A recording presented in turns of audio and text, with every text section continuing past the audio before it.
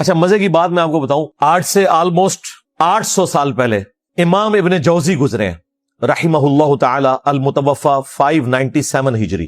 یہ شیخ عبد القادر جیلانی المتوفا 561 ہجری کے شاگرد بھی ہیں، محدثین میں بڑا مقام ہے ابن جوزی کا۔ یہ ابن قیم جوزی نہیں ہے جو ابن تیمیہ کا شاگرد ہے، یہ ابن تیمیہ سے بھی 200 سال پہلے گزرے ہیں۔ ابن تیمیہ بھی انہیں بہت بڑا محدث مانتے ہیں۔ انہوں نے الموضوعات، بڑی گھڑی ہوئی بڑی بڑی حدیثیں، وہ کتاب بھی لکھی ہے جس میں انہوں نے یہ بھی لکھا ہے کہ جو حدیث حضرت معاویہ کی شان میں ہوگی نا، یہ بھی اس بات کی نشانی ہے کہ یہ گھڑی ہوئی حدیث ہے۔ گھڑی ہوئی حدیثوں کی کچھ نشانیاں بتائی ہیں، ان میں سے ایک یہ بتائیے جو حضرت معاویہ کی شان میں ہوگی نا تو سمجھ لو کہ یہ گھڑی ہوئی حدیث ہے۔ اب یہ بہت بڑے محدث ہیں۔ ان کے زمانے میں ایک ناصبی تھا عبد المغیث، اس نے یزید کے فضائل کے اوپر کوئی رسالہ لکھا، تو ابن جوزی غصے میں آئے، انہوں نے ایک کتاب لکھی جو کتاب محدثین کے ہاں اتھینٹک مانی جاتی ہے۔ ابن تیمیہ نے بھی اس کی تعریف کی ہے، ابن کثیر نے بھی کی ہے، الرد علی المعتصب العنید المانع من ذم یزید۔ یہ اس متعصب ضدی شخص کے رد پہ لکھی جا رہی ہے کتاب جو یزید کو برا کہنے کو غلط سمجھتا ہے اور منع کرتا ہے۔ اس زمانے میں ایک یزیدی تھا عبد المغیث، اس کے رد پہ پھر انہوں نے طبیعت صاف کی ہے ان لوگوں کی۔ اس میں جب ایک دلیل یہ لی گئی نا کہ یزید جو ہے وہ حضرت معاویہ کا بیٹا ہے اور حضرت معاویہ کے لیے ترمذی میں روایت ہے اے اللہ اسے ہادی اور مہدی بنا، انہوں نے کہا یہ تو روایتی جعلی ہے، اس کی بنیاد کے اوپر تم یہ کلیم کر رہے ہو کہ ان کا یہ ڈیسیژن کرنا کہ یزید کو انہوں نے خلیفہ صحیح بنایا تھا، انہوں نے کہا یہ تو روایتی جعلی ہے۔ پھر انہوں نے روایت کے اوپر بحث کی۔ میں نے تو بخاری مسلم سے ثابت کیا یہ فٹ ان نہیں بیٹھتی، حضرت معاویہ کے دور میں جو جو کام ہوئے ہیں اس میں تو یہ دعا فٹ ان نہیں بیٹھتی۔ پھر انہوں نے کہا کہ اگر یہ حدیث کوئی صحیح بھی مانتا ہے تب بھی کوئی گارنٹی نہیں کہ نبی الاسلام کی یہ دعا قبول ہوئی ہو، کیونکہ نبی الاسلام کی کئی دعائیں اللہ نے واپس بھی کی ہیں، بخاری مسلم میں ہے۔ آپ نے دعا کی تھی کہ میری امت آپس میں نہ لڑے، اللہ تعالیٰ نے واپس کر دی۔ انہوں نے کہا کیا گارنٹی ہے؟ پھر ابن جوزی نے اتنا سخت جملہ لکھا، انہوں نے کہا اس سے بڑی کیا دلیل ہے؟ اگر حضور کی یہ دعا حضرت معاویہ کے حق میں قبول ہوئی ہوتی بقول تمہارے، اگر یہ روایت ثابت ہے تو حضرت معاویہ جنگ صفین میں حضرت علی کے مقابلے پہ آتے۔ یہ آدھی اور مادی ہونا ہے کہ خلیفہ وقت کے خلاف کھڑے ہو گئے، کڈا بڑا پٹکار مارا انہوں نے۔ پھر انہوں نے احمد بن حنبل کا قول بھی نقل کیا، جب ان سے پوچھا گیا کہ یزید کے بارے میں آپ کا کیا موقف ہے، انہوں نے کہا یہ وہی ہے جس نے اہل مدینہ کے ساتھ جو کیا۔ پوچھا کیا کیا؟ کہا ان کا مال لوٹا، انہیں قتل کیا۔ تو شاگرد نے کہا صحابی کا بیٹا ہے، حدیث لے لیجیے۔ انہوں نے کہا حدیث کیا، ایک حدیث بھی اس سے نہیں لینی۔ اسی لیے دیکھ لیں ذخیرہ حدیث میں صحابہ کرام کی اولاد کی حدیثیں موجود ہیں۔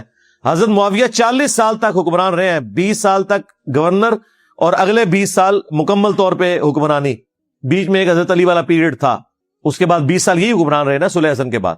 40 سال جس کا باپ مسلمانوں کا حکمران رہا ہے، اس کے بیٹے نے ایک حدیث بھی روایت نہیں کی ہے اور نہ محدثین نے اسے نقل کیا ہے، کیونکہ احمد بن حنبل کہتے ہیں اس سے کیا حدیث لوگے۔ پھر شاگرد نے پوچھا جب یہ یزید نے ظلم کیا اہل مدینہ کے ساتھ تو کون لوگ تھے ان کے ساتھ؟ ان کا اہل شام تھے، جو ہم امیر شام کہتے ہیں، یہ شامی تھے، ایک صوبہ تھا جس نے یہ سارے کا سارا ہنگامہ برپا کیا۔ تو یہ کتاب اردو زبان میں ترجمہ ہو کے آ چکی ہے، ایک دیوبندی عالم ہے انہوں نے ترجمہ کیا، میں نے 12 اس کتاب کا تعارف کروایا۔ اب نئی پرنٹنگ ہو کے یہ کتاب آ چکی ہے، ہماری ویب سائٹ پہ اس کا PDF بھی رکھا ہوا ہے، کسی نے PDF بنا دیا تھا تو ہم نے وہ اپلوڈ کر دیا، لیکن ہارڈ کاپی بھی آپ کے پاس ہونی چاہیے، وہ آپ منگوا سکتے ہیں۔ وہ کتاب کا ہم ٹائٹل پیج شیئر کروا دیں گے آپ کو، وہ کتاب پڑھنے سے تعلق رکھتی ہے، اس میں اور کئی چیزیں ہیں جو آپ کے لیے انشاءاللہ اس حوالے سے بینیفیشری ہوں گی۔ وہ کہتے ہیں نہیں حضرت علی کا جو اپنا بیٹا ہے محمد بن حنفیہ، اس نے تو بڑی تعریف کی ہے یزید کی۔ ہم پوچھتے ہیں کہاں لکھا ہوا ہے؟ کہتے ہیں تاریخ میں لکھا ہوا ہے۔ تاریخ میں اگر 5% باتیں یزید اور ان کے والد کے حق میں ہے نا تو 95% ان کے خلاف ہیں، بلکہ ایمان ثابت کرنا بھی مشکل ہو جائے گا اگر تاریخ تبری کے حوالے ہم نے پیش کیے تو۔ حدیث سے بات کرو جی، حدیث میں تو اس طرح کی کوئی بات نہیں، آپ کو پتہ ہے ہماری باتیں حدیثوں میں تو نہیں نکلتی جی، ہمیں پتہ ہے، یہی تو ہم رونا رو رہے ہیں، لیکن وہ تاریخ میں تو ہے جی۔ ہم کہتے ہیں وہ جو تاریخ تم پیش کر رہے ہو وہی پوری پڑھ کے بتا دو۔ ابن کثیر نے نقل کی ہے یہ مردود روایت، لیکن یہ روایت پوری نہیں پڑھ سکتے، وہ ان کے گاٹے فٹ ہو جائے گی۔ اس روایت میں پتہ کیا ہے؟ عبداللہ ابن مطیع صحابی محمد بن حنفیہ کے پاس آتے ہیں جو تابعی ہیں، جو حضرت علی کے بیٹے ہیں حنفیہ نامی عورت سے، انہیں آگے کہتے ہیں کہ حضرت آپ کا بھائی حسین شہید ہو گیا، یزید حکمران بن گیا، آپ کیوں نہیں قیام کرتے؟ تو ساتھ ہی کہا کہ اہل مدینہ میں سے کچھ لوگ شام سے آئے ہیں، انہوں نے یزید کو اس حال میں پایا ہے کہ وہ تارک الصلاح ہے، وہ شراب پیتا ہے اور کتاب و سنت سے تجاوز کرتا ہے، تو محمد بن حنفیہ نے کہا کہ نہیں نہیں، میں تو جتنا عرصہ یزید کے پاس رہا ہوں میں نے تو اسے نماز کا پابند پایا ہے اور سنت کا عامل پایا ہے۔ تو انہوں نے کہا حضرت وہ جتنے دن آپ رہے ہیں نا ادھر، اتنے دن اس نے آپ کو دکھانے کے لیے سب کچھ ایکٹنگ کی ہے، اصل میں تو وہ شرابی ہے، تارک الصلاح ہے اور کتاب و سنت کو پائمال کرنے والا ہے۔ اب یہ پوری روایت تھی، انہوں نے آدھی لے لی کہ محمد بن حنفیہ نے کہا میں اسے نماز کا پابند پاتا ہوں، جبکہ صحابی کہہ رہا ہے کہ وہ شرابی ہے، تارک الصلاح ہے، کتاب و سنت کا مذاق اڑاتا ہے۔ اب مجھے بتائیں صحابی اور تابعی کی بات ٹکرائے تو کس کی بات مانی جائے گی؟ انہوں نے آدھی روایت نقل کی۔ اسی لیے ہمارے جو استاد تھے شیخ زبیر صاحب، انہوں نے فتاوی علمیہ میں باقاعدہ اس روایت کو ڈسکس کر کے کہا کہ اگر اس روایت کو تم صحیح مانو گے نا، پھر ماننا پڑے گا کہ یزید نماز بھی نہیں پڑھتا تھا، وہ شرابی بھی تھا اور کتاب و سنت کو توڑتا تھا، اس کے احکامات سے تجاوز کرتا تھا۔ بہتر یہ ہے کہ اس روایت سے جان چھڑا لو۔ انہوں نے کہا میرے نزدیک یہ پوری روایت ثابت ہی نہیں ہے، کیونکہ اگر روایت لینی ہے پھر پوری لینی ہے، آدھی تو نہیں لینی، سند تو ایک ہے اور وہ مردود سند ہے۔ یہ جناب جو انہوں نے ایک رٹ لگائی تھی کہ محمد بن حنفیہ نے تعریف کر دی، لو سامو اور پوری تعریف بیان کرو، پھر پتہ چلے گا صحابی کرتے ہو، صحابی کو تو تم نے چھوڑ دیا۔ جھوٹا دفاع نمبر 6، وہ کہتے ہیں جی حضرت حسین کو تو کوفیوں نے مار دیا تھا، خود عشیان علی نے مار دیا تھا، ایم یزید کے متھے مار دیا ہے۔ واہ واہ، بالکل کوفیوں نے مارا تھا، لیکن وہ کوفی کون تھے؟ جو اہل شام کے انڈر تھے۔ یہاں پہ بھی جو کچھ ہوتا ہے نا، جب گورنمنٹ ایک ہو تو بات آتی ہے پنجاب پولیس نے یہ کیا، بھئی پنجاب پولیس وفاقی حکومت کے انڈر آتی ہے، اگر اچھا کام کرے گی تو وفاقی حکومت کے کھاتے میں ڈلے گا، برا کرے گی تو وفاقی حکومت کے کھاتے میں۔ وہاں پہ بھی کوفہ ایک صوبہ تھا شام کی حکومت کا، کوفی وہ تھے جو 22,000 کا لشکر لے کے آئے تھے کربلا میں، وہ کوفی تھے لیکن اس گورنمنٹ کے انڈر تھے۔ یہ وہ کوفی نہیں تھے جنہوں نے خطوط لکھے تھے، وہ تو صحابہ اور تابعین تھے۔ سلمان ابن سرد، جن کی حدیث ہے بخاری اور مسلم میں، نبی علیہ السلام نے 2 بندوں کو لڑتے ہوئے دیکھا اور کہا میں ایک کلمہ ایسا جانتا ہوں، یہ پڑھ لیں تو شیطان ان سے دور ہو جائے گا، ان کا غصہ ٹھنڈا ہو جائے گا، اعوذ باللہ من الشیطان الرجیم۔ یہ جو بخاری مسلم کی حدیث ہے اس کے راوی ہیں سلمان ابن سرد۔ یہ مین بندہ تھا جنہوں نے حضرت حسین کو کہا کہ وہ بڑا مر گیا اور اپنے بعد ایک چھوٹا چھوڑ گیا، اور جو لفظ انہوں نے استعمال کیا نا وہ استعمال کیا جو موسیٰ کے مخالف کے لیے ہم استعمال کرتے ہیں، کہ ایک بڑے والا مر گیا اور اپنے بعد ایک چھوٹا چھوڑ گیا اپنی جگہ۔ اتنے سخت الفاظ۔ اس وقت عبید اللہ ابن زیاد کے روب کی وجہ سے وہ لوگ نکل نہیں سکے، مسلم بن عقیل کو قتل کر دیا گیا، اس سے پہلے نعمان بن بشیر کو گورنری سے ہٹایا گیا، لیکن بعد میں توابون کی تحریک انہوں نے چلائی اور وہ شہید ہوئے سارے، اور پھر مختار سقفی آیا، اس نے پھر عبید اللہ ابن زیاد کو بھی قتل کیا۔ بخاری اٹھا کے دیکھیں، ترمذی اٹھا کے دیکھیں، حضرت حسین ابن علی کا سر کاٹ کے عبید اللہ ابن زیاد گورنر کوفہ جو یزید کا تھا اس کے سامنے تشت میں پیش کیا گیا۔ اللہ کی لعنت، اللہ کے فرشتوں کی لعنت، تمام لعنت کرنے والوں کی لعنت جنہوں نے اہل البیت کو یوں ظلمن شہید کیا، آمین۔ تو وہ چھڑی سے ان کے چہرے مبارک کو چھیڑنے لگا اور ان کے حسن میں کوئی کلام کرنے لگا، تو انس ابن مالک پاس کھڑے تھے، وہ اتنا ہی کر سکتے تھے، بوڑھے ہو چکے تھے، 90 پلس تھے۔ انہوں نے کہا کہ رسول اللہ کے سب سے زیادہ ہم شکل حسین ابن علی تھے۔ یہ بخاری کے الفاظ ہیں۔ اسی حدیث میں امام بخاری نے لکھا ہے برأس الحسین علیہ السلام، حسین علیہ السلام کا سر مبارک، علیہ السلام لکھا ہے۔ مولوی نے عربی میں علیہ السلام لکھا تھا، اردو میں ترجمہ رضی اللہ عنہ کر دیا، نکال ہی دیا۔ عربی میں لکھا ہوا ہے، آپ کھول کے دیکھ لیں، مکتبۃ الشاملہ میں بھی، اسلام 360 میں بھی عربی میں لکھا ہوا ہے، اردو میں رضی اللہ عنہ لکھا ہوا ہے۔ اور جب زید بھائی مجھے ملنے آئے نا، میں نے کہا یہ دیکھ لیں، انہیں یقین ہی نہیں آیا، کہتے ہیں یار یہ انہوں نے کیا ہوا ہے۔ میں نے کہا یہ اچھا ہے، اس کو چینج کرنے کی ضرورت نہیں ہے، ہم نے بتانا ہے بعد میں بھی کہ کیا کام ڈالتے ہیں۔ انہوں نے دارالاسلام والوں سے اٹھایا تھا، میں نے کہا اسی طرح ہی رہنے دیں تاکہ ہم دکھا سکیں بعد میں۔ sunna.com بہت بڑی ویب سائٹ ہے جس پہ حدیث کی کتابیں ہیں، عربی میں علیہ السلام لکھا ہے، اردو میں رضی اللہ عنہ لکھا ہوا ہے، ایک فرقہ وارانہ اس چیز کو دڑاڑ کو قائم رکھنے کے لیے۔ تو عبید اللہ ابن زیاد جس کے سامنے حضرت حسین کا سر کاٹ کے رکھا گیا، وہ کوفی تھا لیکن گورنر تھا شامیوں کی طرف سے، لہٰذا یہ کہنا کوفیوں نے مار دیا تھا ظالموں، یہ وہ کوفی تھے جو حضرت حسین کے مخالفین تھے، نہ کہ وہ شیعان علی کے جنہوں نے حضرت حسین کو وہاں پولیٹیکل سٹرگل کے لیے بلایا تھا۔ اور حضرت حسین لڑنے نہیں گئے تھے، 20 بچوں کے ساتھ ایک سیاسی جدوجہد کے لیے جا رہے تھے جس کا آخری انجام قیام حسین ہی ہونا تھا، لیکن اس سے پہلے ہی ان کو شہید کر دیا گیا۔ اسی لیے انہوں نے راستہ بھی بدلا۔ یہ جو کہتے ہیں جی وہ دمشق کی طرف جا رہے تھے یزید کے ہاتھوں میں ہاتھ دینے، بالکل جھوٹ ہے۔ وہ راستہ انہوں نے اس لیے بدلا تھا کہ انہیں پتہ چل گیا تھا کہ مسلم بن عقیل شہید ہو چکے ہیں، یہ مجھے بھی کوفے تک نہیں پہنچنے دیں گے، تو میں انہیں دھوکہ دے کے دوسرے راستے سے جاؤں۔ لیکن ان کے پاس تو اتنی فوج تھی, انہیں بھی یہ خطرہ تھا کہ حسین ابن علی کہیں راستہ نہ بدلے, تو انہوں نے کربلا کے پاس بھی پڑاؤ کیا تھا کہ اگر اس راستے سے بھی آئے تو ہم پکڑ لیں گے. جو یہ نقشے بنا کے آپ کو بتا رہے ہوتے ہیں, اللہ کے بندو ڈر جاؤ, جھوٹ باندھتے ہو, اپنی طرف سے باتیں بنا کے منسوخ کرنا شروع کر دیتے ہیں. یہ کربلا ایک دن میں نہیں ہوئی, اس کے پیچھے پورا ایک پس منظر ہے. کس طرح نبی الاسلام کی وفات کے بعد آہستہ آہستہ معاملات اس لیول کے اوپر بگڑے کہ صرف 50 سال کے اندر اتنی بڑی تبدیلی آئی کہ انسانی تاریخ نے اتنا بھیانک منظر نہیں دیکھا تھا جو ہمیں کربلا میں دیکھنا پڑا, اور اس کی ہیٹ آج تک ہم محسوس کر رہے ہیں. یہ ایک دن کے اندر نہیں ہوا, معاملات آہستہ آہستہ بگڑتے چلے گئے. اہل سنت اور اہل تشیع کے اندر جو اہل علم علماء ہیں ان کے درمیان یہ چیز ایگریڈ اپون ہے. اہل سنت جو ہیں وہ سیدنا ابوبکر صدیق رضی اللہ تعالیٰ عنہ کو نبی الاسلام کا سکسیسر مانتے ہیں, اس اعتبار سے نہیں کہ نبی الاسلام نے انہیں اپنا کوئی وصی بنایا. نبی الاسلام نے اپنا وصی قرآن کو بنایا تھا, یہ ٹاپک الگ سے ہے, میری اس کے اوپر ویڈیو ہے. اس وجہ سے کہ صحابہ کرام نے چنا, اور 6 مہینے کے بعد جب سیدنا علی نے بھی بیعت کر لی, اہل تشیع کہتے ہیں کہ وہ امت کے وسیع مفاد کے اندر کی, اور اہل سنت کا موقف یہ ہے کہ نہیں, وہ جسٹیفائی تھی. بہرحال at the end of the day اس کے اوپر متفق ہے. اور پھر یہ 30 سال کے بعد جب خلافت ملوکیت میں بدلی ہے اور کس طریقے سے معاملات بگڑتے چلے گئے کہ اس کا اینڈ رزلٹ کربلا ہوئی, اس میں ہر ایک ٹاپک متقاضی ہے کہ میں اس کے اوپر گھنٹوں بول سکتا ہوں. لیکن اگر میں بولوں گا تو پھر تو یہ ساری کی ساری مجلس جو ہے یہ تو اگلی اتوار تک بھی نہیں ختم ہونی.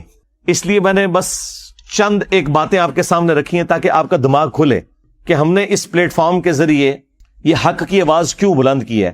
اس لیے کہ یہ پلیٹ فارم غدیر خم کے اوپر کھڑا ہے. غدیر خم کے موقع پر نبی الاسلام نے قرآن اور اہل البیت دونوں چھوڑے تھے. اس لیے آپ دیکھتے ہیں کہ ہمارے پلیٹ فارم سے قرآن کی توحید کے اوپر 0 ٹالرنس ہے, اسی طریقے سے اہل البیت کے دفاع کے اوپر بھی 0 ٹالرنس ہے بالکل. اور جب لوگوں کے پاس جواب ختم ہو گئے ہیں تو لوگ اب قرآن و حدیث کی منکر ہونا شروع ہو گئے ہیں. وہ لوگ جو کل تک دوسرے لوگوں کو کہتے تھے کہ جب قرآن و حدیث میں یہ بات لکھی ہوئی ہے تو ہم کیوں نہ مانیں, کیوں نہ بیان کریں, آج ان کے فرقوں کے خلاف جب باتیں قرآن سے, بخاری سے, مسلم سے نکلی ہیں تو منہ چھپاتے پھر رہے ہیں. اب اس غم کو تو ہم تو نہیں دور کر سکتے. یہ تو ہو نہیں سکتا کہ آپ بخاری اور مسلم سے رفع الیدین کی حدیثیں پیش کریں اور حدیث امارہ آپ کے گلے میں پھنس جائے. ٹھیک ہے, آپ کے گلے میں تو پھنسے گی نا, ہمارے گلے میں کوئی چیز پھنسے نا تو اس کو نکالنے کے لیے یہ ہم نے 2812 رکھی ہوئی ہے. یہ میں نے اپنی بوٹل کے اوپر لکھ کے لگایا ہوا ہے 2812. تو یہ بخاری کی حدیث جو مسلم میں بھی موجود ہے, تقتلہ الفئۃ الباغیہ یدعوہم الی اللہ ویدعونہ الی النار. افسوس اے عمار, تجھے ایک باغی جماعت قتل کرے گی, تو انہیں اللہ اور جنت کی طرف بلائے گا اور وہ جماعت تجھے جہنم کی طرف بلائے گی. اب یہ اتنے سخت الفاظ تھے اور ان کے لیے ہضم کرنے مشکل ہو گئے, کیونکہ انہیں فکر لگی کہ پھر لوگ ہم سے پوچھیں گے کہ کس رضی اللہ عنہ نے, کس رضی اللہ عنہ کو خوش کرنے کے لیے عمار رضی اللہ عنہ کو قتل کیا. تو انہوں نے بجائے مقتولین کے ساتھ کھڑے ہوتے یہ قاتلوں کے ناموں کے نعرے لگانا شروع ہو گئے, ان کے نام کی کانفرنسز کرنا شروع ہو گئے. تو کہتے ہیں جی یہ 5B ریسرچ پیپر کہاں سے آ گیا؟ سرکار جب آپ نعرے لگاؤ گے تو پھر 5B بھی آئے گا. ہاں یہ وہاں سے آیا ہے, یہ آپ نے خود اس کو دعوت دی ہے کہ یہ آئے میدان میں. مولانا مودودی رحمہ اللہ نے خلافت و ملوکیت ایبسولوٹلی نہیں لکھی تھی. اس زمانے میں محمود احمد عباسی ایک ناصبی تھا جس نے خلافت معاویہ اور یزید کتاب لکھی, ایک جھوٹی کتاب حکمرانوں کی لکھوائی ہوئی تاریخ سے حوالے نقل کر کے, اور قرآن و حدیث کے خلاف وہ کتاب لکھی جس میں اس نے بنو امیہ کو اونچا کیا اور اہل البیت کو نیچے. تو اس کے جواب میں مولانا مودودی نے خلافت و ملوکیت لکھی تھی. وہ تو جواب دے رہے تھے. میں نے بھی 2009 کے اندر جب ڈاکٹر ذاکر نائک نے یزید کو رضی اللہ عنہ کہہ دیا, may Allah please with him. As far as your understanding about the wall of Karbala, you said that Yazid, may Allah be pleased with him, Yazid, may Allah be pleased with him, Yazid, may Allah be pleased with him, that he was ferocious and he was a villain, etc. There's difference of opinion. We're not here to discuss about history, and neither do I want to get a difference in the Muslim Ummah. What we say, there's a difference of opinion between the Sahabas. That is history. تو بجائے اس کے کہ اس کا رد ہوتا, چند ایک علماء نے کیا, لیکن اوورال ہنگامہ نہیں کھڑا کیا جس طرح میرے خلاف انہوں نے ہنگامہ کھڑا کیا ہوا ہے. ڈاکٹر ذاکر نائک کے اوپر کون سی FIR کٹوائی ہے انہوں نے یزید کے مسئلے کے اوپر, اور میرے اوپر آئے دن یہ FIR کٹواتے رہتے ہیں. اصل میں تو بنو امیہ کی محبت انہیں اس کے اوپر ابھارتی ہے نا، پیچھے تو مسئلہ وہی ہے، اور کبھی ٹرینڈ چلانے کی کوشش کرتے ہیں اور جھوٹے الزامات لگاتے ہیں. تو وہ ڈاکٹر ذاکر نائک نے جب 2009 میں یہ بات کی تو میں نے اس کے جواب میں ویڈیو ریکارڈ کروائی تھی، اور حسینیت اور یزیدیت کا تحقیقی جائزہ. اور پھر آہستہ آہستہ جب معاملات مزید بڑھنا شروع ہوئے تو پھر مجھ پہ بھی مزید حقائق کھلتے چلے گئے. میں ساتھ ساتھ لوگوں کو ایجوکیٹ کرتا رہا. الٹیمیٹلی میں نے یہ ریسرچ پیپر 5B لکھا، اور اس 5B ریسرچ پیپر میں سیدنا عمر فاروق رضی اللہ تعالیٰ عنہ کی شہادت سے لے کر سیدنا حسین ابن علی رضی اللہ تعالیٰ عنہ علیہ السلام کی شہادت تک پوری اسلامک ہسٹری حدیث سے ہے. 200 سے زیادہ حدیثیں ہیں، اکثر بخاری اور مسلم سے ہیں، اور جو بخاری اور مسلم کے علاوہ ہیں ان پہ دور حاضر کے بڑے بڑے محققین کی میں نے تحقیم لگائی ہے.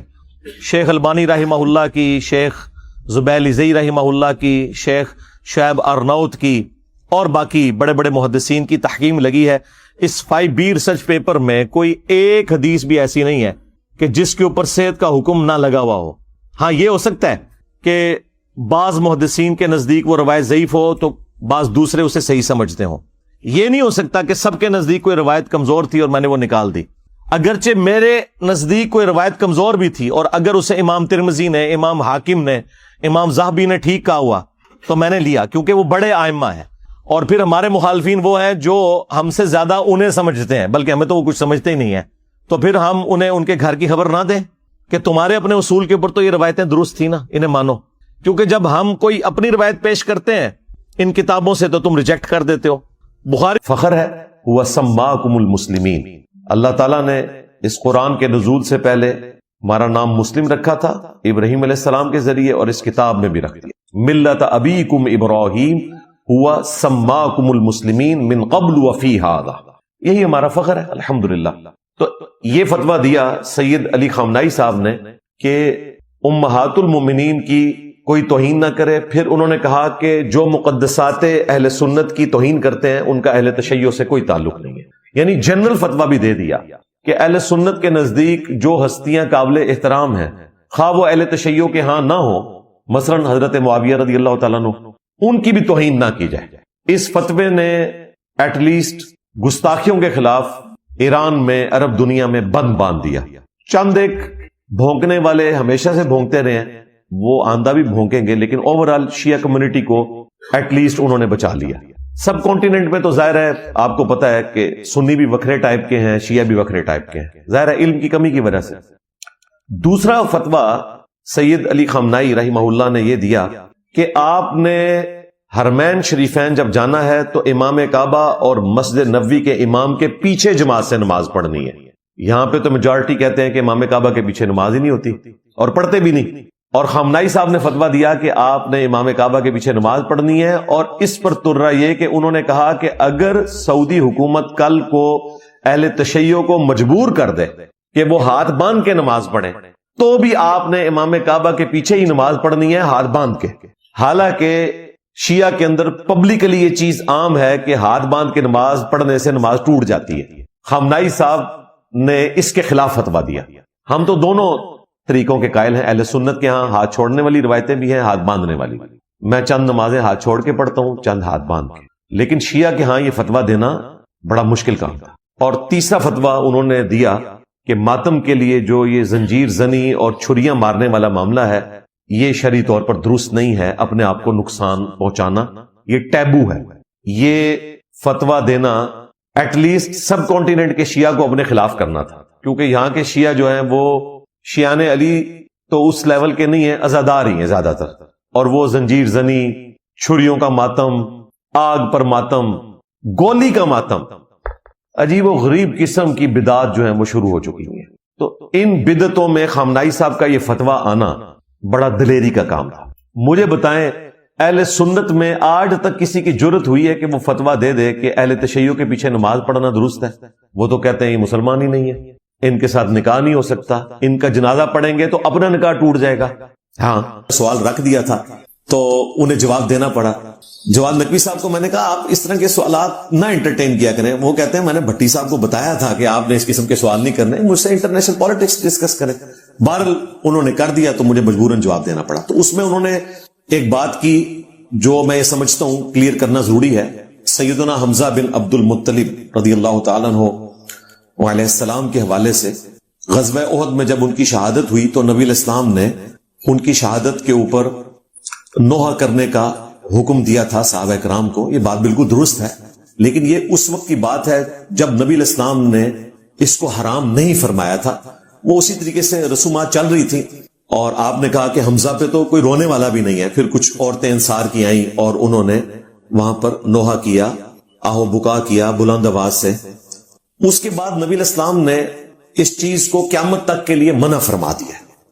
جو حدیث پیش کی جواد نقوی صاحب نے، وہ حدیث بخاری اور مسلم دونوں میں موجود ہے کہ جب نبی علیہ السلام کے بیٹے ابراہیم کی وفات ہوئی، جو سیدہ ماریہ قبطیہ سے پیدا ہوئے تھے سلام اللہ علیہا، تو وہ شیر خوارگی کی عمر میں فوت ہوئے، آخری سانس لے رہے تھے. بخاری مسلم کے الفاظ ہیں، نبی علیہ السلام نے ان کو اپنی گود میں اٹھایا ہوا ہے اور ان کا سانس اکھڑ رہا ہے. نبی علیہ السلام کی مبارک آنکھوں سے مسلسل آنسو جاری ہیں اور نبی علیہ السلام کہتے ہیں ابراہیم تیری جدائی پہ دل غمگین ہے لیکن ہم اللہ کی رضا پر راضی ہیں. تو صحابہ کرام نے عرض کیا یا رسول اللہ، آپ نے تو میت کے اوپر آہو بکا کرنے سے منع کیا ہے، تو آپ رو رہے ہیں اپنے بیٹے کو اس حالت میں دیکھ کے. تو آپ علیہ السلام نے فرمایا کہ رونا جو ہے یہ رحمت ہے اور یہ اللہ کی طرف سے، اور اللہ تعالی رحمت فرمانے والا ہے ایسے لوگوں پر جن کے دلوں میں رحم موجود ہوتا ہے. یعنی اگر دکھ کی وجہ سے آنکھوں میں آنسو آئیں تو یہ سنت ہے، لیکن ان آنسوؤں کے ساتھ آواز بلند نہ ہو، چیخو پکار نہ ہو، رخسار پیٹنا نہ ہو، گریبان پھاڑنا نہ ہو، ان چیزوں کی ممانعت ہے. وہ بخاری مسلم میں حدیث موجود ہے. اللہ کے محبوب صلی اللہ علیہ وآلہ وسلم نے فرمایا کہ جو شخص غم کی حالت میں گریبان چاک کرے، اپنے رخسار پیٹے، تو یہ اس کا عمل زمانہ جاہلیت سے تعلق رکھتا ہے، جس کو نبی علیہ السلام نے بعد میں بین کر دیا. ایک اور حدیث ہے بخاری اور مسلم میں، اللہ کے محبوب صلی اللہ علیہ وآلہ وسلم نے فرمایا کہ جو کوئی شخص غم کی حالت میں اونچی آواز سے روئے یا اپنے کپڑے پھاڑے تو اس کا مجھ سے کوئی تعلق نہیں. اس قسم کی کئی ایک روایتیں موجود ہیں اہل سنت کے ہاں. البتہ ایک چیز سید جواد نقوی صاحب نے جو انڈورس کی، میں ان کو اپریشیٹ کروں گا کہ انہوں نے کہا کہ ماتم میں بھی کرتا ہوں، لیکن اس قسم کا ماتم کرنا کہ جس میں جسم سے خون نکلے یہ بالکل حرام ہے، یہ انہوں نے بات کی. اور ساتھ ہی ساتھ انہوں نے جو ماتم کرتے ہوئے چھریاں ماری جاتی ہیں، زنجیر زنی ہوتی ہے، اور آگ پر ماتم، گولی کا ماتم، کوئلوں کے اوپر ماتم، یہ انہوں نے کہا یہ بالکل غلط ہے، اس کو ہم انڈورس نہیں کرتے.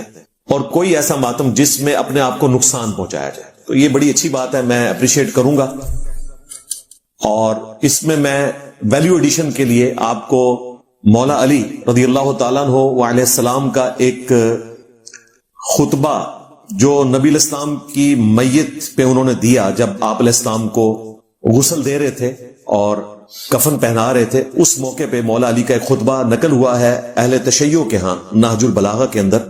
میں نے کافی ساری ویڈیوز میں اسے کور کیا ہے، لیکن آج موقع ہے کہ میں اس کو دوبارہ سے کور کروں، خصوصاً اپنے اہل تشیع مکتب سے تعلق رکھنے والے بھائیوں اور بہنوں کے لیے. یہ خطبہ نمبر ہے 232 نہج البلاغہ میں.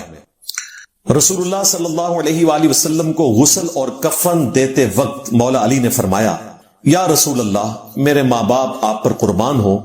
آپ صلی اللہ علیہ وآلہ وسلم کے دنیا سے تشریف لے جانے سے نبوت، خدائی احکام اور آسمانی خبروں کا سلسلہ قطع ہو گیا، جو کسی اور نبی کے انتقال سے قطع نہیں ہوا تھا. دیکھیں، آخری درجے میں ختم نبوت کو مولا علی نے بیان کیا ہے کہ نبی علیہ السلام کے دنیا سے تشریف لے جانے سے کیا ہوا ہے؟ نبوت ختم ہو گئی، خدائی احکام اب آسمان سے نازل نہیں ہوں گے، آسمانی خبروں کا سلسلہ ختم ہو گیا. اور یہ وہ عمل ہے جو کسی اور نبی کے دنیا سے جانے کی وجہ سے نہیں ہوا تھا، کیونکہ نبی علیہ السلام آخری پیغمبر ہے، اب کسی پیغمبر نے نہیں آنا. آپ صلی اللہ علیہ وآلہ وسلم نے اس مصیبت میں اپنے اہل البیت کو مخصوص کیا، یہاں تک کہ آپ نے دوسروں کے غموں سے تسلی دے دی. وہ کہتے ہیں یا رسول اللہ، آپ کے جانے کا غم اتنا بڑا ہے کہ اب ہمارے لیے کوئی اور غم نہیں ہے جو آپ کے دنیا سے جانے سے ہمیں تکلیف ہوئی ہے، دکھ پہنچا ہے، اور اس غم کو عام بھی کر دیا کہ سب لوگ آپ کے سوگ میں برابر کے شریک ہیں، اگر آپ صلی اللہ علیہ وآلہ وسلم نے ہمیں صبر کا حکم اور نالا و فریاد سے روکا نہ ہوتا، دو چیزیں، صبر کا حکم اور اونچی آواز سے رونے سے